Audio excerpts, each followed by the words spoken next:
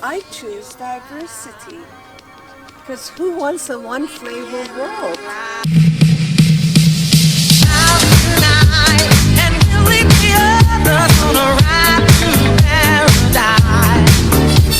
All right, and we're back.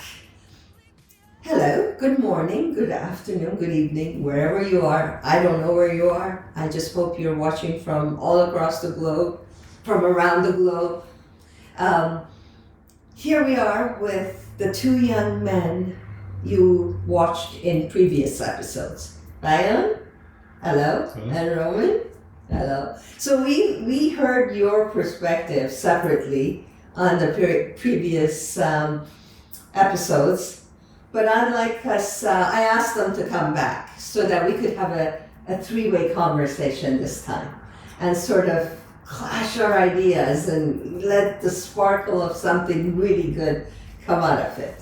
Okay, are you guys game? Yeah. Ready to go? Okay, so you two being peers, friends, fellow students, how do your social interests or hobbies, I would say, or even ideologies differ from one another, or where do they meet to be the same? I think it's evolved over time. What we did in high school to, socially, just as you mature, changes. I think we were kind of together through all the new different hobbies that we picked up together. We obviously spent a lot of time together. We're actually roommates and throughout all. I remember, university. yeah. So all of it. Yeah, 3 years. 3 years. Yeah. We had a COVID year. Yeah. But yeah, we spent a lot of time together. I think one thing that hasn't changed is we both love eating. So you do? Yeah, so how come you guys are skinny? Well, I mean, we they love eating and they're skinny. I love eating and I can't eat. Everything is good in moderation. I think we were passionate about travel. Obviously, now that we have jobs and income, we can travel outside of the province.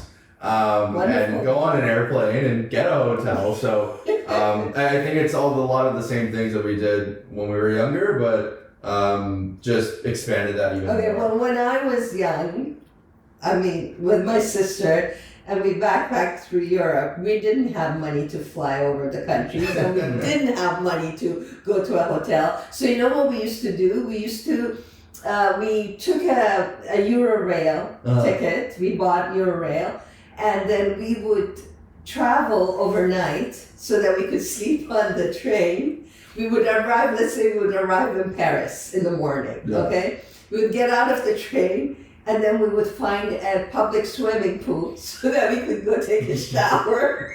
It's a different type of travel, but all the same. The only place we actually took a pensione was in Rome. Because there's so much to see. There was so much to see that one day wasn't enough. So we got a room. Did I embarrass you, Bayan?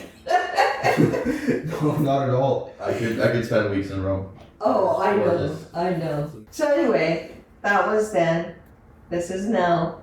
You guys can afford to go to a hotel. Well, luckily, I can afford to go to a hotel. Not for too long. Maybe just 1 or 2 days. But I'm glad that you're expending your resources in seeing the world and bringing humanity together. What I would like you to do is just give a message to the world, something that is important to you. Talk about something that really affects you in your everyday life, something that you would like to see different, something that really brings you joy, something that matters to you, something that's meaningful to you. Who wants to start? I think personally for myself, I think it just goes back to, I think for a lot of people, especially my age, you go through almost mini identity crises, almost weekly. I think 1 week you have a bad week at work, or your boss is really on you or something, and you're like, oh my god, this is not for me, I need to quit. And I think a big thing that I think is important for a lot of people our age is just being able to take a step back every now and then and just be like, and just kind of recalibrate. And it's really easy to get caught up in the hustle and bustle of everything, and between work and keeping up social lives and relationships and friends and family and juggling all these things. It can feel overwhelming. It feels like, we both kind of went through it. You graduate, and we graduate into the pandemic, and it's like, oh, okay, so I guess that's it. Like, now what? Yeah, exactly. Now what, right? Like, now it's like, okay, you go get a job, and then you get your first job in school or your second job, and, you start to kind of think like, oh, wow, is this going to be, the rest of it? And sometimes that can get overwhelming, or, oh my God, I need to, start a family, or I need to buy a house, stuff like that, right? And right. I feel like sometimes, like, people try to move too quickly, or they put like really hard expectations on themselves, right? And at the end of the day, we're 25, 26, and there's still a lot of life out there, and there is. I think again, sometimes some people feel pressured that you need to have it all figured out at this age, and you really don't, right? And I'm not saying it's okay to just kind of do nothing, but I think people kind of evolve in different ways and stuff, and just for people to feel like they're not falling behind, I think you have to give yourself a break. Exactly, give yourself a break. Definitely always try your best and be the best person you can be, but don't be too hard on yourself. It's been an honor. It's been a privilege. It's been a joy to speak with you guys, and for our viewers out there, for the young ones, their age, a little younger, a little older, I hope that they've been inspirational for you to understand that there is always a way to success, there's always a way to progress, and that it's okay to go at your own pace. It's okay to take a step back and just say, okay, I need to slow down, or I need to switch, directions, or we shouldn't care about the judgment that's passed on us. I'm the kind of person where a lot of people talk bad about me, and I'm sure you were privy to some of that. Because I'm outspoken, because I'm out in the public, because I speak, I don't want to say courageously, I don't want to give myself kudos, but I speak openly about issues. There were always those who were against me, but I always told people, if they talk bad about me, it's not an indication of who I am. It's only an indication of who they are. So if they're not mature enough to understand who I am or accept me the way I am, it's not my problem. But it does hurt.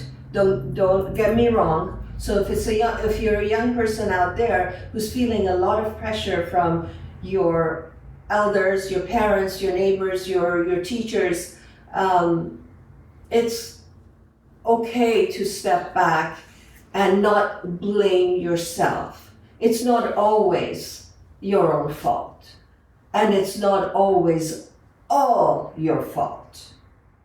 So, and for people who are watching and they're my generation, my peer, a little younger or a little older, with Roman and Bayan, this was just a sample of what our young are like now. They know what they want in life, they know what they're doing, and if they don't know, they will get there.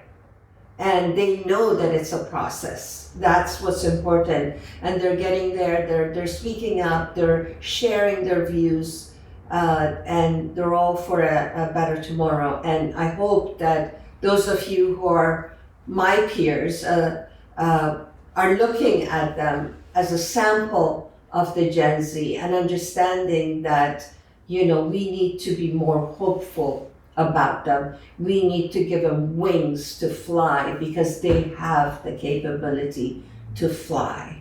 So I hope you guys fly even higher than you have already. Thank you so much for being here, and enjoy the rest of your life. Thank you. Thank you for having us. Thanks for having us. Okay. Yeah. Bye everyone.